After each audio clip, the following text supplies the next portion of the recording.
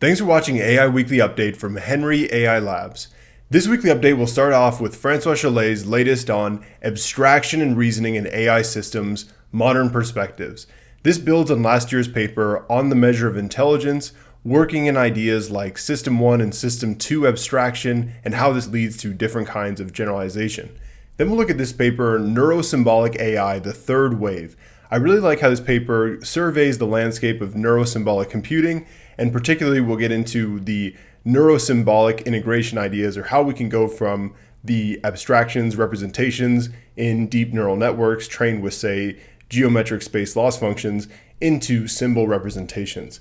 Then we'll look at on the binding problem in artificial neural networks, looking at a particular problem that arises in the way we do this sequential processing in deep neural networks that makes it problematic to form symbolic representations from these intermediate steps of computation. Following the topic of neurosymbolic computing, we'll look at this paper, GPU-accelerated exhaustive search for optimal ensemble of black box optimization algorithms, which won second place in the NeurIPS 2020 Black Box Optimization Challenge. So we know from the no free lunch theorem in statistics that no one machine learning model like decision tree, random forest, support vector machine, k-nearest neighbors is guaranteed to be the most effective for every problem. In addition to all these different candidate models, they have hyperparameters associated with them as well, like say the number k in k-nearest neighbors, or say the regularization strength in a linear regression model, or a number of leaves in a decision tree or something like that. So in addition to having all these models, we now have several different black box optimizers on top of this. So there are these libraries like HyperOpt, Optuna, Nevergrad that use Bayesian black box optimization to search for the best configuration of these models. And this paper is showing how the Rapids team accelerates this search by moving the computation onto the GPU with the use of the CUDF and CUML libraries. Then we'll look at the latest revision to what makes for good views for contrastive learning. This paper takes an information theoretic perspective and argues to maximize the mutual information or the reduction of uncertainty about X given Y. In this case, X is, say, augmented view 1 and Y is augmented view 2 of the same image, to maximize the mutual information between these two images in order to improve contrastive representation learning. Then on this topic of contrastive self-supervised learning, Salesforce Research has recently published a paper using an unsupervised semantic segmentation library, the GradCam library, to better guide how we're constructing these positive pairs for the sake of complex scene understanding. So in the case of ImageNet, it's really easy to have these two different crops that still contain parts of the object. So we have the body of the dog and then the head of the dog and the frisbee, compared to these two crops in this landscape image where we crop the benches and then the bridge. And it's really hard to see if aligning these two won't really lead to semantic representations like these two will. So what they're using is they use this semantic segmentation library to guide the construction of the pairs and add more structure to the loss function in contrastive self-supervised learning. The most common application of knowledge distillation is compression, where we use a large neural network to have a soft target distribution and label the data, and then we train a smaller neural network to predict that target distribution of the higher capacity network. It's also been shown that you can flip that on its head and iteratively increase the size of the model in this soft label distribution strategy, which is also known as self-training. But another approach to knowledge distillation that's been used recently is in the semi-supervised learning paradigm. This is where the teacher network has been trained with supervised learning, usually on a much smaller data set than we're then going to use to label this unlabeled data. And then we're going to have this knowledge distillation loop of training on the artificially labeled, originally unlabeled data that has been learned with the representations from the supervised learning set. This is the latest paper looking at distilling knowledge from reader to retriever for question answering, particularly looking at how can we use the supervised learning on the reader task, where say you do like squad extractive question answering, how can we use that to bootstrap representations for the retrieval task, where we're trying to find relevant documents from say an enormous set of unlabeled documents given a query. Finally, we'll look at some really cool YouTube videos that have come out this week, graph convolutional networks using only Numpy from Welcome AI Overlords, and machine learning for drug discovery explained in 2 minutes from Data Professor. It's been over a year since Francois Chalet published On the Measure of Intelligence, This has been one of my favorite papers in deep learning and artificial intelligence. It looks at what does it mean to define and measure intelligence to begin with, and particularly looks through the lens of generalization ability. So to quickly define generalization ability, often in machine learning or deep learning, we have a training data set that we use to fit our model, and then we evaluate it on a held out test set. So there's a distribution shift between our train set and our test set. But this distribution shift, it varies enormously depending on what task we're talking about. So say the way a tic-tac-toe player has to generalize, where it can just enumerate all possible configurations on the board, and thus there's no need to generalize at all, compared to say ImageNet classification, where you're seeing maybe new dog breeds, new angles of trucks and boats and things like that in the test set that you haven't seen in the train set, and then say how self-driving cars, chess, Go, the question answering data sets, language modeling, whichever one of these tasks that you might be studying, even say protein structure prediction, varies from this training set to the test set distribution. And this distribution shift, it varies enormously, and it's very difficult to evaluate and test and have a great sense of what it means to have this train test generalization. So this paper is exploring this concept of generalization difficulty, the spectrum and the range of how you have local generalization, broad generalization, and then say something like AGI all the way at the top of achieving maximum generalization. So Francois Chalet is back on this topic in Abstraction and Reasoning in AI Systems, Modern Perspectives, along with Melanie Mitchell and Christian Szegedy in NeurIPS 2020. And this is about a 45-minute talk. I highly recommend it. It's linked in the description of this video, and we'll just kind of quickly go through the slides here to give you a sense on if you want to dive into this talk. So it starts off motivating why abstraction is the key to intelligence and what we're still missing. So most of us, how I reacted to this when I first read it is I think of abstraction as the way that we go from say these raw pixels or these token embedding tables into these abstracted vector representations, the idea of distributed representation stored in deep neural networks, like the connectionist idea. But this is going to link into the idea of say program synthesis, system 1, system 2, more into this idea of abstraction and taking it apart. So here's a quick outline of the presentation. It starts off by returning to on the measure of intelligence. What does it mean to measure and maximize generalization and getting a better picture of what generalization is? Then the core idea that abstraction is the key to generalization, the limits of deep learning with respect to achieving this kind of abstraction and forming these representations of data that can generalize. And then getting into, say, the system 2 part of system 1, system 2, discrete program search, how to learn to reason. So say you have these symbolic search algorithms like combinatorial search, like say genetic algorithms, how those are different from like gradient descent, continuous optimization, and then the road ahead, a path towards bridging reasoning and system 1 intuition and kind of achieving that neurosymbolic type of approach that is argued that it advances abstraction and generalization. So back to the idea and on the measure of intelligence, to make progress towards artificial intelligence, we need to measure and maximize generalization. Generalization is the thing that we care about when we talk about building AI. So what is generalization? Generalization is the ability to handle situations that differ from previously encountered situations or dealing with uncertainty. So when we see this new test image in say our ImageNet classifier, we have uncertainty because we haven't seen it in our training set, and now we have to adapt to this new novel situation and make some kind of decision, hopefully correctly, if we achieve proper generalization. So quickly, there are two levels of generalization described on this slide.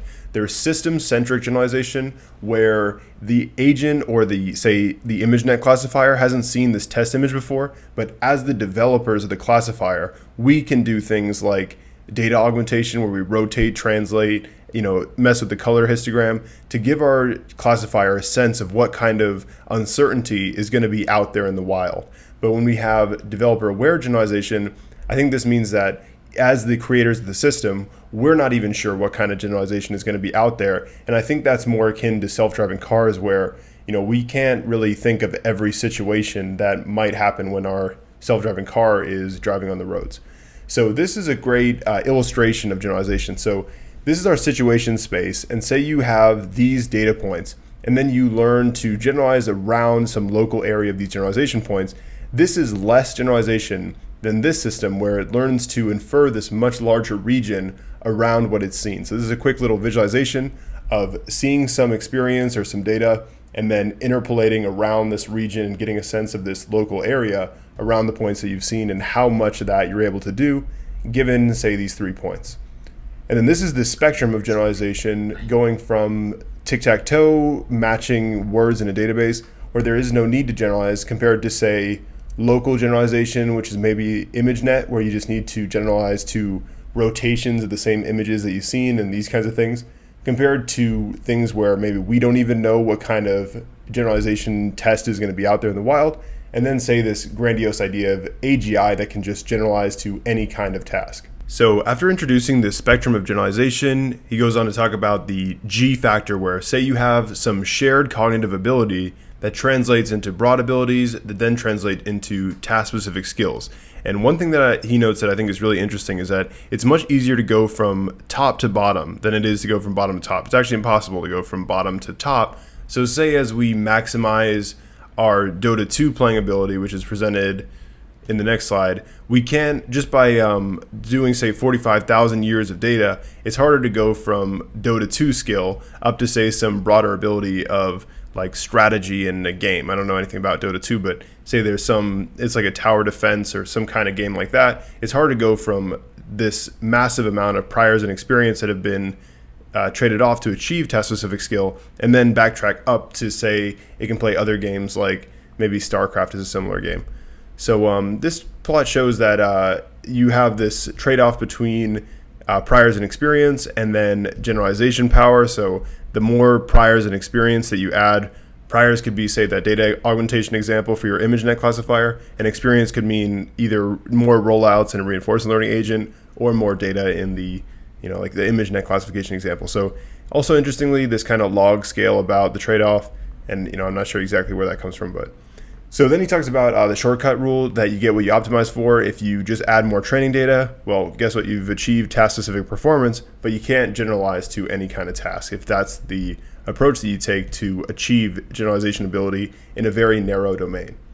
So then again, coming back to the Dota 2 example of how in order to achieve this skill, they train on a massive data set of 45,000 years of data, and humans are still able to figure out how to beat it. So it's also worth mentioning that the system that trains on 45,000 years of Dota 2 gameplay can adapt to simple rule changes. So this goes for chess playing agents or Go playing agents as well. If you change the rules of the game, it can't even generalize to a change in the rules in the same specific game it's been trained with. So the presentation goes on to talk about this AI paradox, trying to achieve task-specific skill without actually pursuing, say, G-factor level shared across all tasks intelligence ability. So this is back to the idea of priors and experience and how we trade this off for task-specific skill. So this is the abstraction and reasoning corpus. The idea behind this data set or this competition is that it's hard to solve this with existing deep learning systems. You have to have some new approach, and particularly it's program synthesis, which is discussed later in this presentation, that wins these competitions and performs better than, say, training like a GPT-3 or some kind of image generative model that learns to reconstruct the missing puzzle piece from the image. So it's inspired by this idea of core knowledge. What are the priors that are in the human mind? And some of the things that are mentioned are, say, objectness and intuitive physics, agentness, geometry and topology, numbers counting, quantitative comparisons, places, and social partners, which are mentioned aren't really cooked into this ARC competition, but things like, say, counting is a human core knowledge prior that is exhibited in this ARC competition. So these are some examples of the ARC dataset. So the guiding path forward is that abstraction is the key to generalization. Abstraction is the idea of finding a small numbers of kernels of structure, as in what renders this kaleidoscope image that describes our data. So we have this, say, generative model or some kind of representation of our world that has this idea of repeating structure in the representation, and it's been captured in the representation. So here are the two approaches of doing it, say the system 1, the current state of intuitive deep learning, compared to, say, system 2, the symbolic reasoning idea. So the idea is prototype-centric, value-centric abstraction, where particularly what this means is we have a Euclidean space. So say imagine x1 by x2 space, a two-dimensional space, where we put points on the space, and then we can generalize because we can we have a distance function where we can say do the Manhattan or the squared distance, where you say have x2 minus x or y2 minus x2 y1 minus x1 squared, or just normally add them up, some kind of distance metric where we compare these 2 points, and we can use that to walk along the space, make analogies, and generalize, I guess. So program-centric abstraction is ideas where we're trying to reduce what we're doing into common code. So this is like the work that software engineers do when you're writing some code and then you realize, oh, I'm reusing the same block of code, so I'm going to wrap it into a function, and then I'm going to just call that function twice. As mentioned quickly, this has been commonly described to as System 1 and System 2, or this idea of intuitive thinking and quick mappings compared to planning, reasoning, and carefully thought out thought. And this was first introduced in Thinking Fast and Slow by Daniel Kahneman, and this idea of System 1, System 2 is a super popular theme in deep learning, and tons of things have been addressing and trying to distinguish between this idea of System 1 and System 2 abstraction, decision making in these artificial intelligence systems. So here are the limits of deep learning with regard to abstraction, or how we form these kernels of structure from our data, these representations that can represent our data and then hopefully be recombined and handle uncertainty in the generalization test. So we have these mappings between spaces. So we say have these pixels that are, say, height by width by RGB, some enormous tensor like this, and we map it through several layers of deep learning where it's compressing the representation and changing the dimensions of the space. So say you have convolution that just turns an image from, say in the CFAR 10 example, it goes from 32 by 32 by 3 into just 30 by 30 by 3, and then flattens it into a vector, feed forward layers that compress the dimension of the vector. It's just this idea that we're going from this idea of compressing and transforming the space that our data occupies as we process this in several layers of a deep neural network. And then this is how we see where our points are in this original idea of a data manifold. Say you have the manifold that is all of natural language, and hopefully we have a representative sample that helps us kind of map out this manifold of all the natural language or all the natural images or something like that in the space of, say, all of the points that occupy this space. So all the points, say an ImageNet image is 128 by 128 by 3. If you just randomly fill out that space, you have a ton of different images.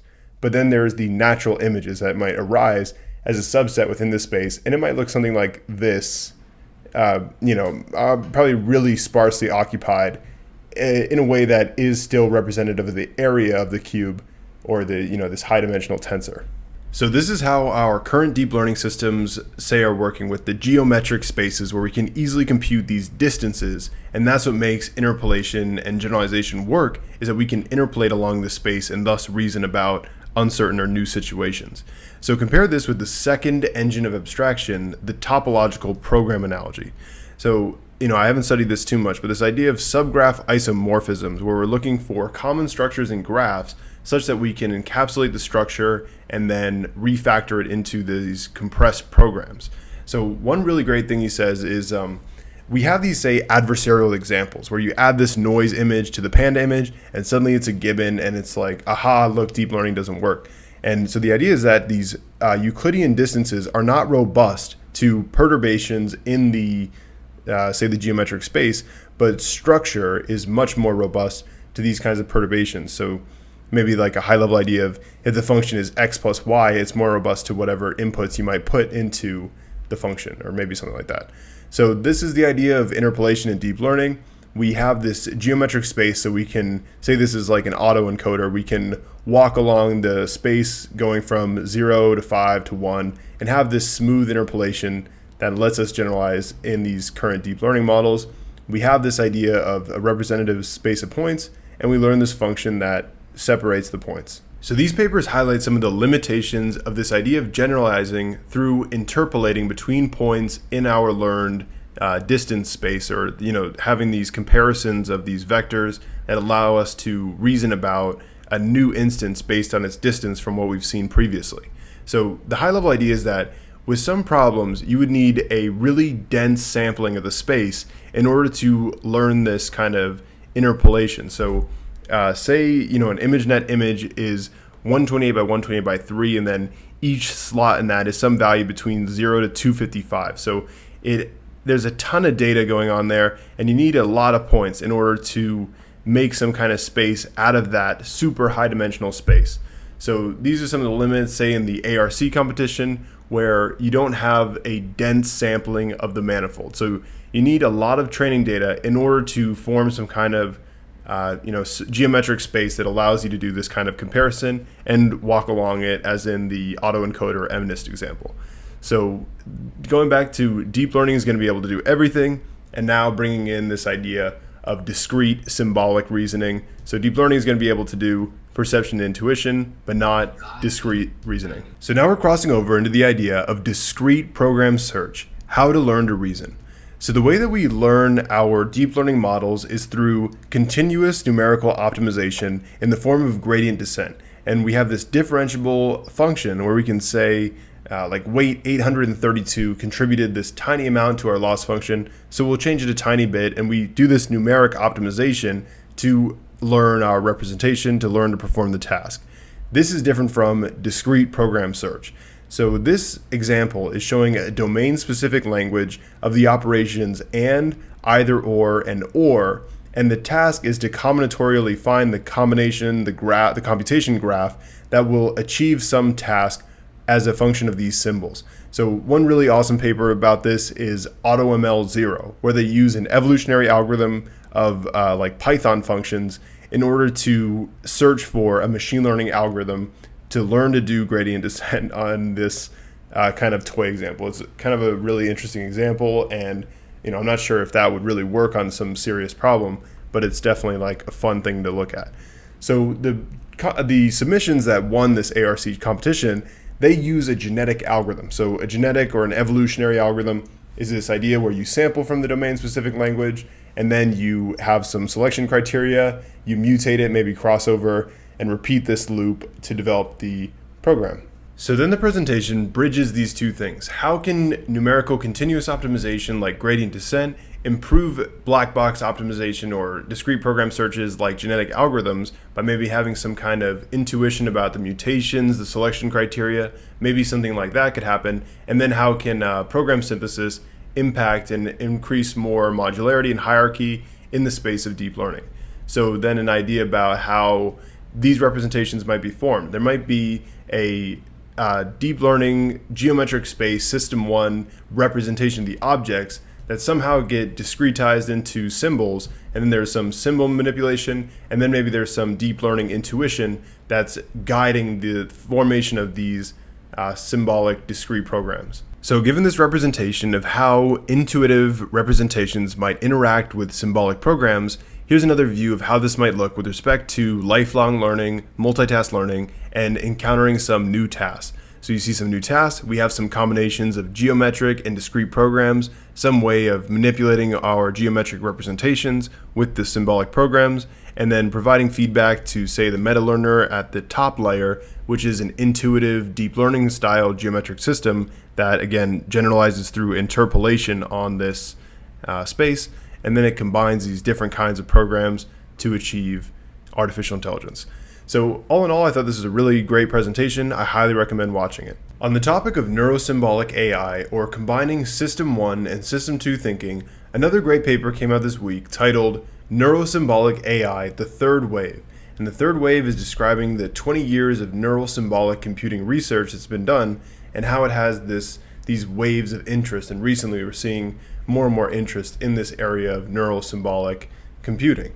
So one thing I really like about this paper is it talks about different ways of going from, say, deep neural network symbolic representations into symbols. So neurosymbolic integration. How do we take our vectors, or our, say, all the layers of the neural network that have been processing this high dimensional raw data like an ImageNet image, and turn it into discrete symbols?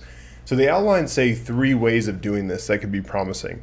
The first of which is trying to, say, compile the activations in the neural network into symbols. So maybe the most naive way of doing this would be, once we have that final vector representation of our data, just kind of treating that like a symbol, like a unique symbol. So we just treat the vector representation as just kind of convert it into a categorical variable. rather than still treating it like something that we can have this, say, L2 or L1 distance between these vectors, or some way of compiling the intermediate activations of a neural network into symbols. So the second way is to try to incorporate a symbolic loss into the representations of the deep neural network's distributed representations. So this could be something like, last week we talked about the Salesforce co-match approach to semi-supervised contrastive learning, where they have this graph structure that structures the loss. So the graph structure is a symbolic structure that's enforced into the loss function of the distributed representations. And the third of which is the sparse factor graph that's been campaigned by Yoshua Bengio, and quickly last week we touched on the surface of it with respect to how causality and factor graphs may help us achieve this kind of neurosymbolic representation. One desired feature of symbolic programs is the way that they can combine these atomic units to form new structures, which is known as compositionality.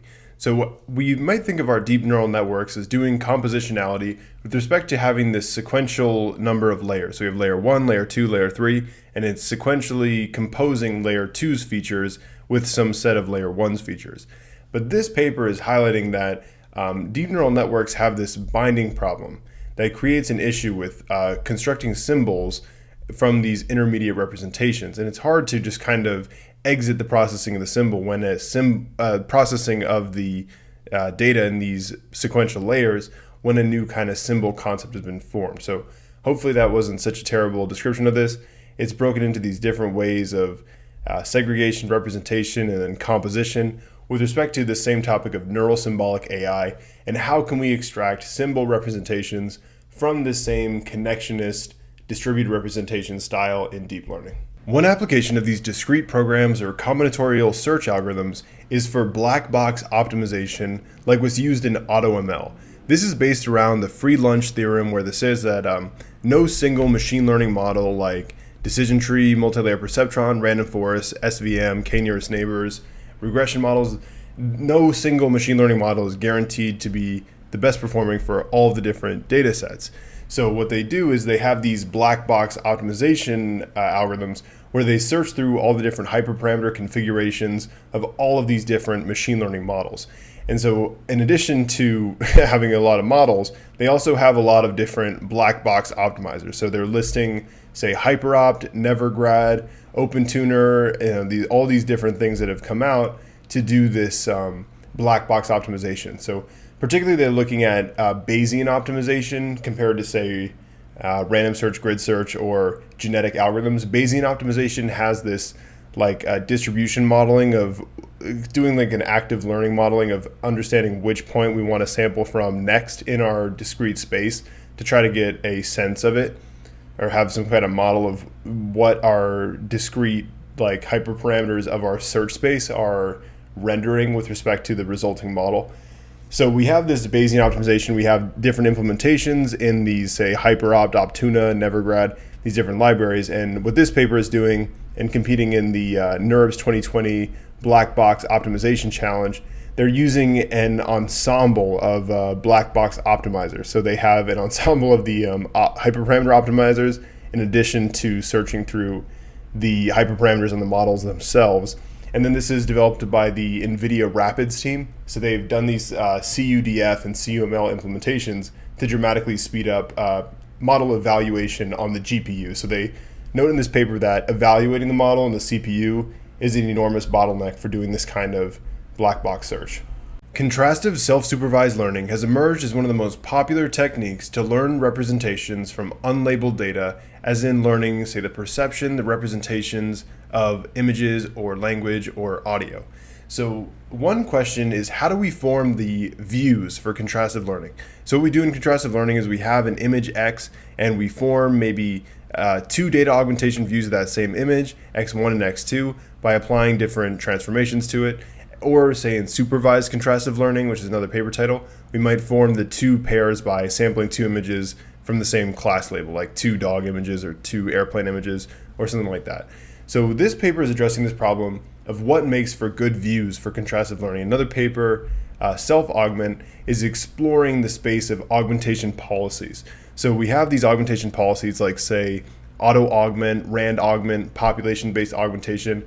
it's like a meta learning way of scheduling the strength and the number of operations that we're using in our chains of data augmentation. So say you rotate an image 30 degrees, then you flip it with 50% probability, translate it like 30 pixels, some curriculum of how we're going to adjust the magnitude and then which particular augmentations we're sampling from to learn our representations. And data augmentation is kind of the core driver of forming these views for contrastive learning. So in this paper, it came out about maybe like 2 or 3 months ago, but this is the most recent revised version, claiming a 73% top one linear readout with a ResNet 50. So I think this is only like 15% behind, full supervised learning with like the most state-of-the-art methods for ImageNet classification. So particularly what they're doing here is they're looking at how to best design the two views of the image for contrastive self-supervised learning. And particularly they're arguing to maximize the mutual information between the two views of images. So mutual information is defined as the entropy of X minus the entropy of X given Y. So to maximize that, you need to have a smaller value for the entropy of X given Y. So given the second view of the image, you should have no uncertainty about the first image. And that's their guiding principle for designing these views for forming contrastive learning pairs. So as in the last paper, what makes for good views for contrastive learning,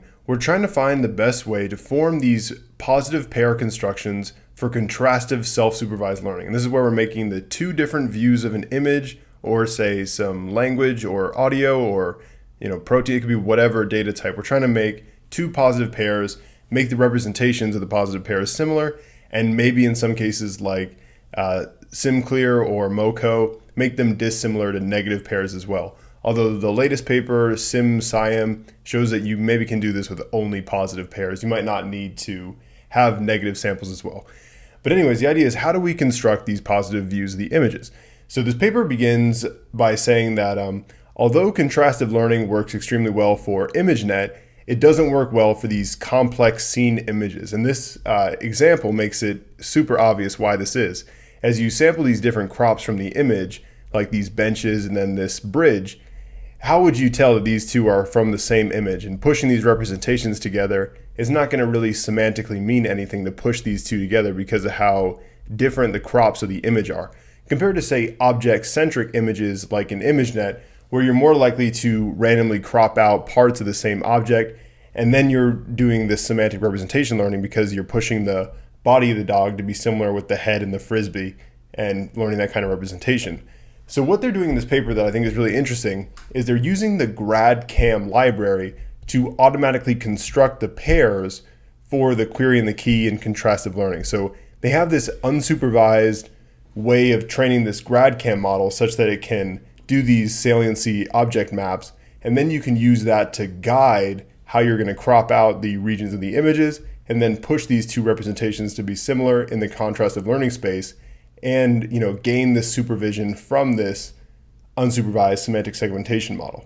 Information retrieval is one of the most interesting application domains for deep learning or machine learning as well, has been attacking this problem as well. So the idea of information retrieval is we have a massive set of evidence documents, say all of the internet like was used in search, or all of Wikipedia, or more recently that I think is extremely interesting, data sets of scientific papers. So say the Core-19 data set has this massive collection of say 100,000 research papers written about COVID-19, and the idea is to try to see what kind of representations can we learn, can we build question answering models, summarization models from these corpora of just unlabeled scientific papers. But it could also be say Wikipedia or anything like that. So the idea is that you have this massive set of candidate documents and you have to retrieve, so find relevant documents given a query from an enormous set of documents, and then you have to re-rank as in the ranking problem, or you do things like question answering where you retrieve and then you use that evidence to like answer a question or summarize something.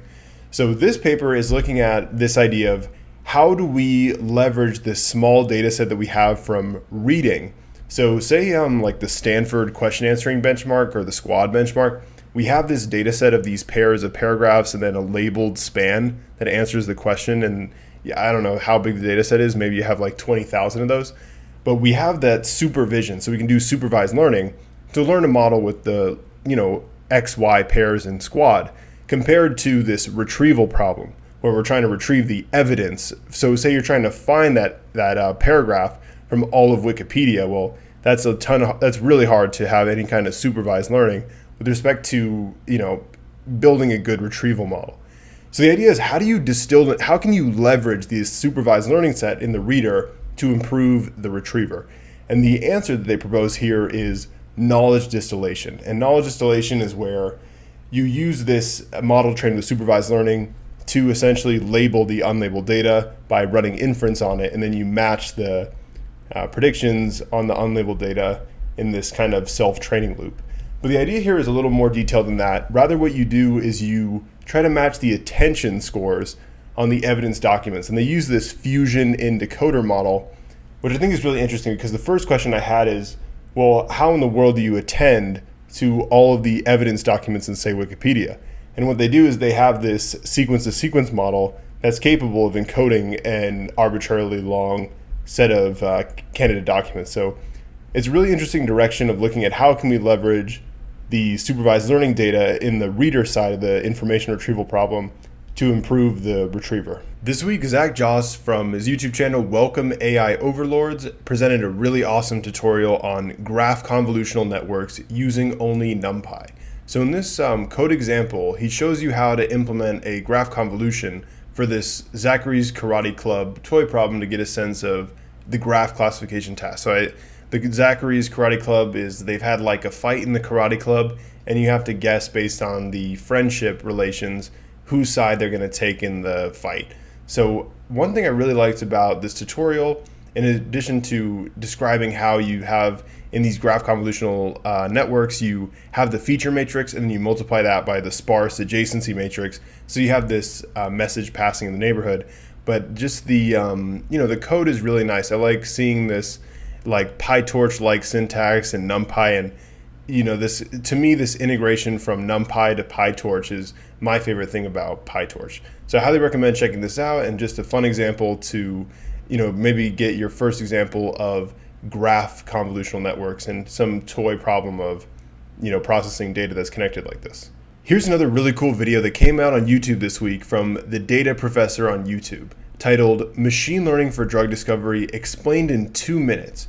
This sketch on an iPad shows the input-output task setup for the QSAR, quantitative structure activity relationship task.